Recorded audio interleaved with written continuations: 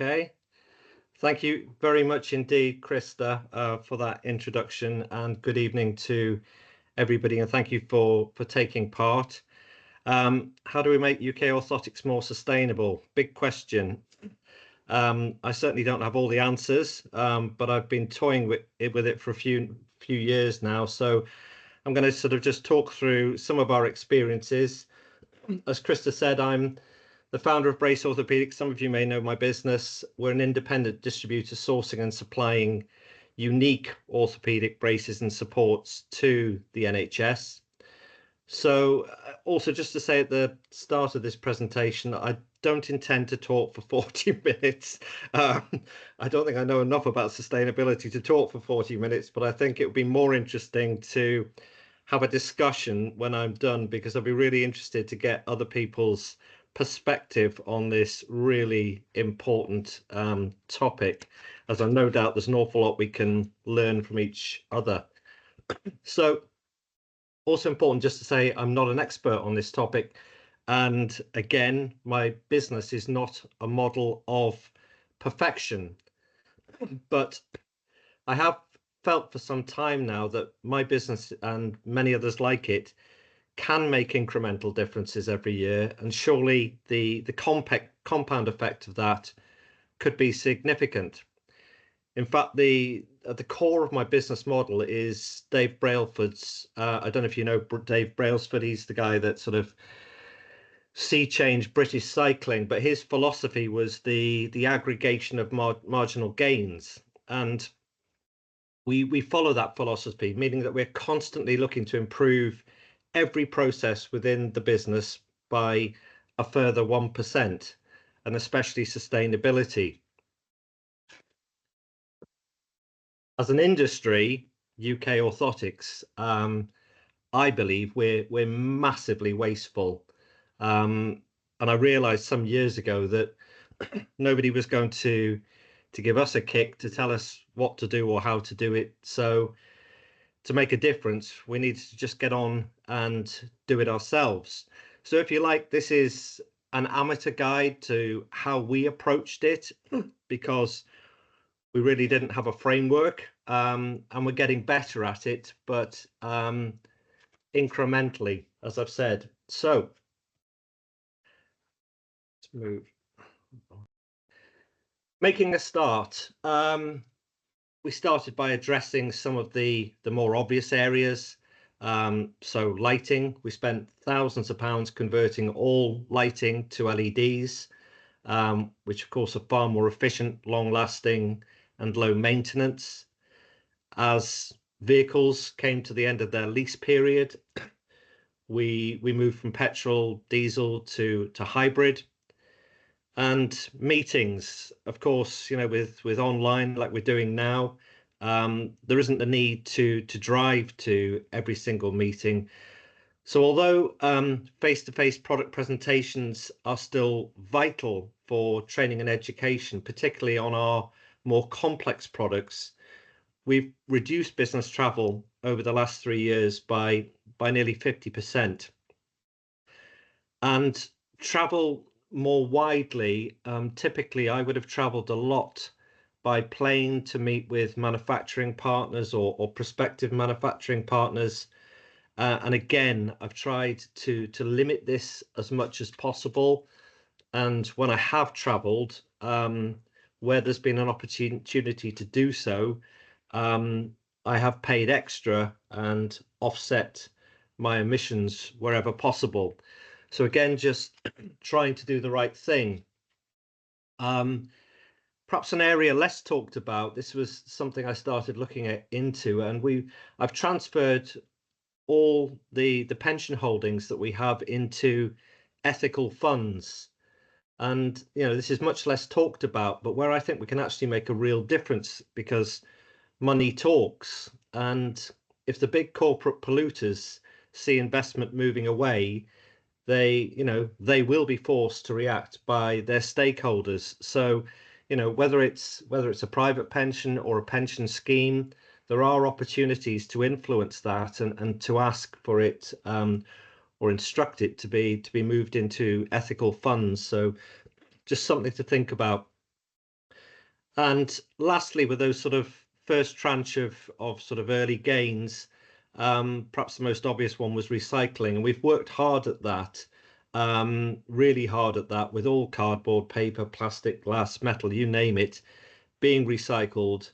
And, for a business that now has a turnover between sort of 2.5 and 3 million, we we only create one bag of waste a week, which goes into landfill.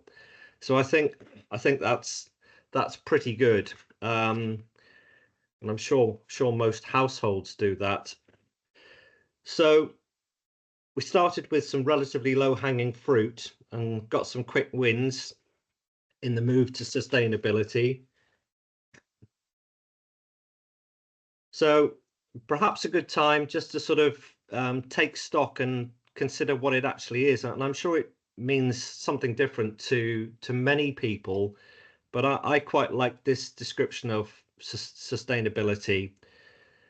Sustainable development is the development that meets the needs of the present without compromising the ability of future generations to meet their own needs. And I found that helpful in terms of thinking about what I needed to do now, not for me, but for the next generations that are coming along. And we have such an important role and responsibility with respect to them.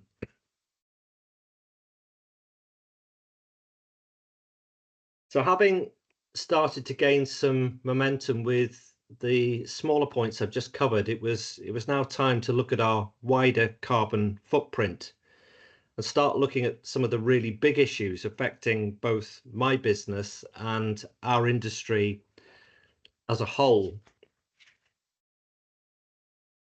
And I think this is quite a striking fact. But according to the NHS, approximately 3.5% or 9.5 billion miles of all road travel in England relates to patients, visitors, staff, and suppliers to the NHS, contributing around 14% of the system's total emissions. So we're all having an impact on sustainability, even just by the work that we do with the NHS or with our patients, and how the whole system actually works. And that's food for thought. And it helped me to really focus my thinking as well, and the importance of goods and distribution, and how we manage that in a more sustainable way within my brace orthopedic business.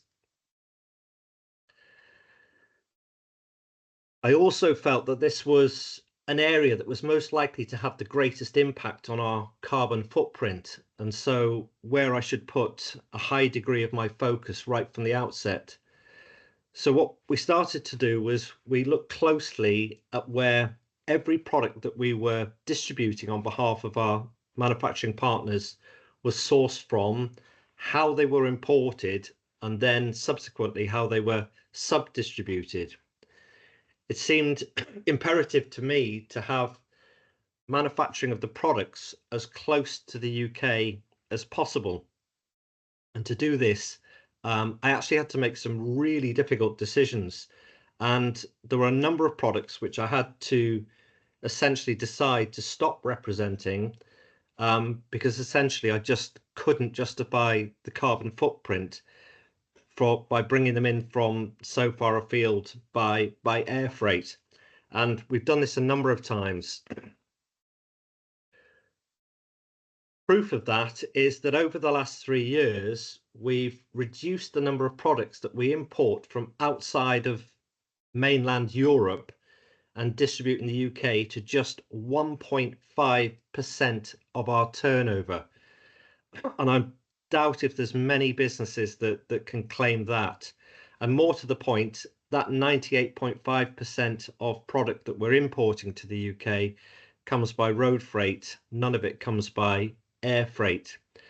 And that figure is actually going to improve further because it'll reduce by another 0.5%, because we're actually spending more time working with our European manufacturing partners to create alternative products to the ones that we're having to source from further afield.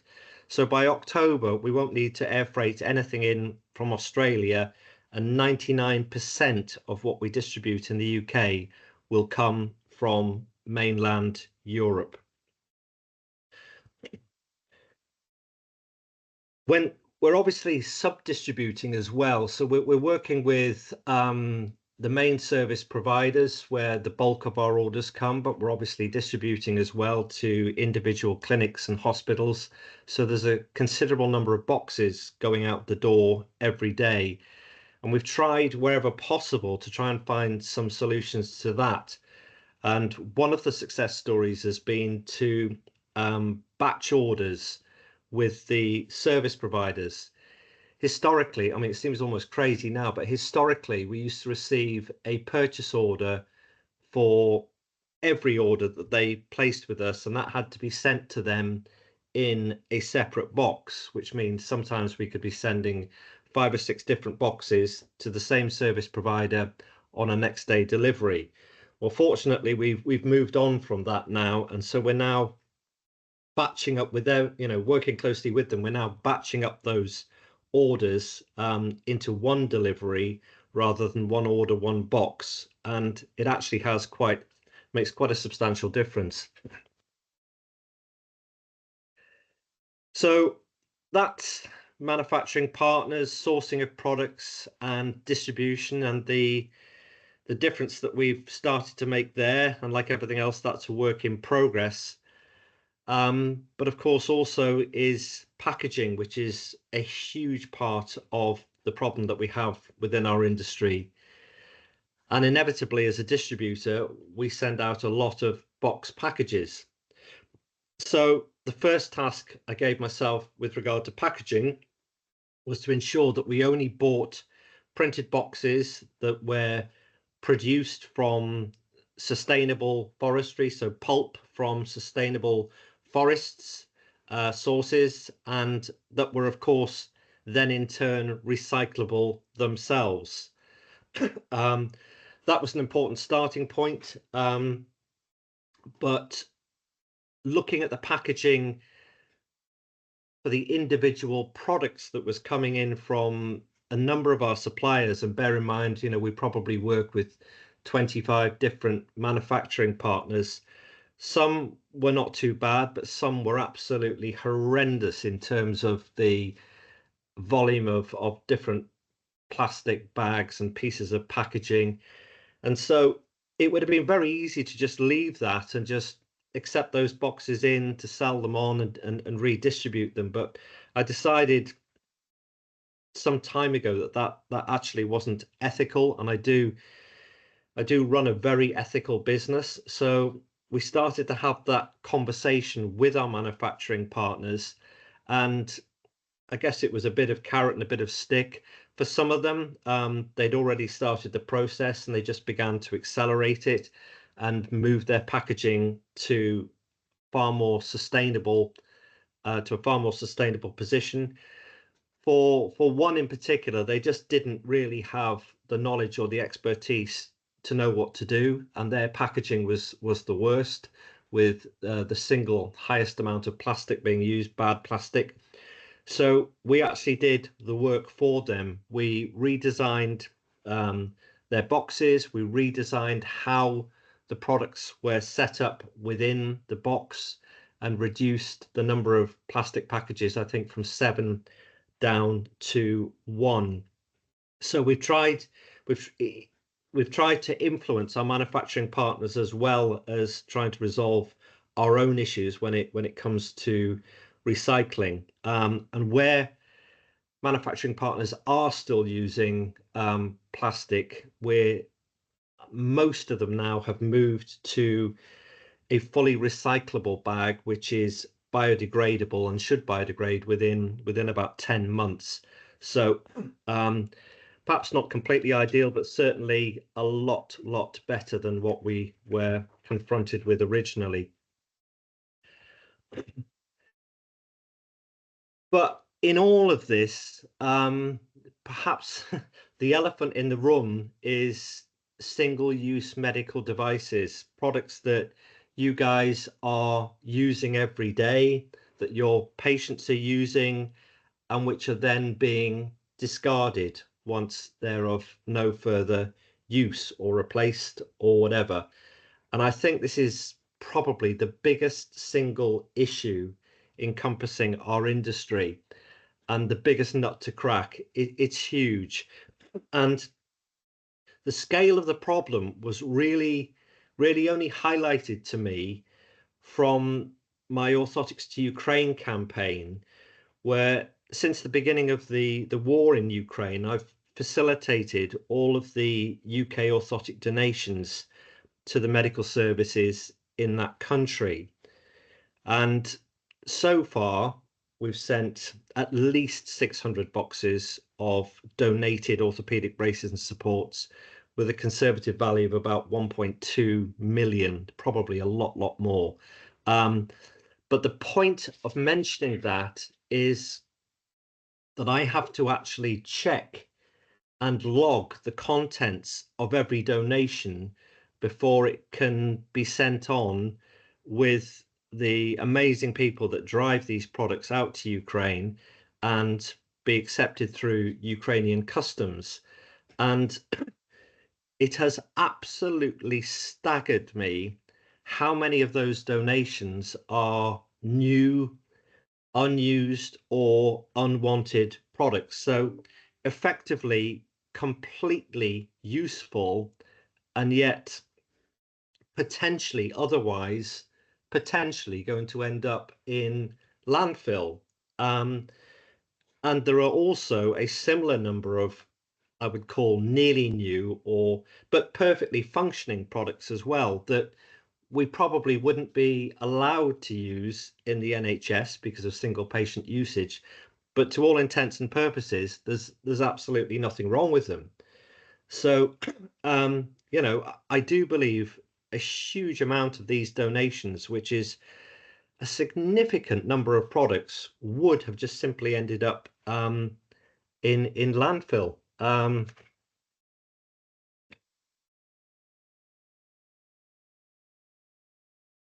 So single-use products. I'm sure this is something that we'll come on to and discuss in a minute.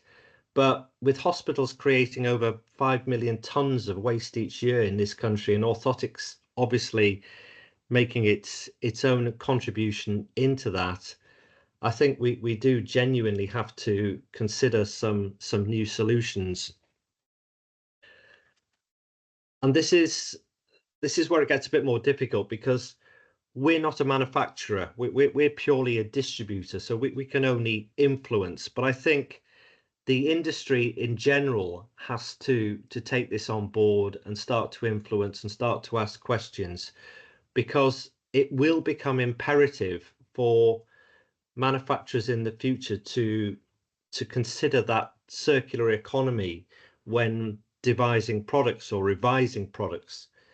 They have to look at the closely at the waste hierarchy and the aim basically to reduce, to reuse, to recycle, to recover, you know, and what we do with that product through, can it be reused? I mean, I look at products and I think, I know that once this has been used for a while, it is going to end up in landfill, but for the sake of changing pads and strapping, could it be autoclaved and reused? That there must be ways to do it, just like when these products have finished their useful life, they enter their life cycle, you know should we not be taking them to pieces and recycling the parts that can be recycled? So these are questions that I don't have the knowledge to address. I certainly don't have the expertise.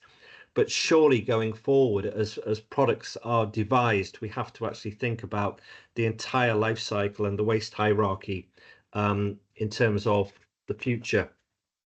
So just to finish up there, I said I wouldn't talk for 40 minutes. I was once told by an orthopedic consultant that if you can't get your message across in 20 minutes, then you shouldn't be doing it. So it's about 20 minutes because as I said at the beginning, I'm far more interested in actually getting some feedback. This has been our sort of amateur approach to the problem of sustainability. We're getting better at it. We have made a difference. There's a lot more that we can do. But I'd be really interested in what anybody else has done, or their thoughts on what we should be doing, or what we should be doing as a business, or more generally as an industry.